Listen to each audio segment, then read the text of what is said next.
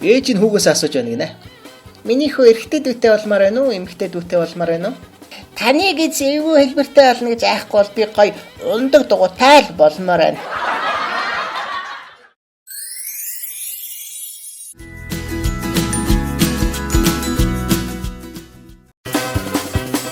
Нэгэн сайн эмэгтэй бэрдтэй таарж гинэ.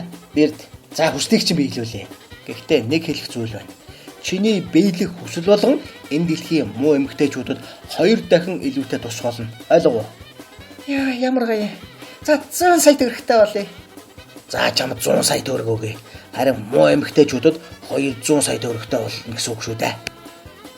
30 eur хаустай болъё. Да, чи 30 eur хаустай боллоо. Харин муу эмэгтэйчүүд 60 eur байртаа болсон шүү дээ. Одоо хамгийн сүүлчийн хүслээ хэлээд. Намайг хагас өглөө болтолцоод татах.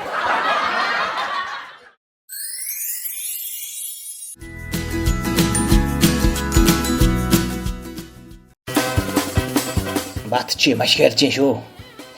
Багшаа энэ манай гэрийн янзлаг л да. Юу гэсэн үг вэ?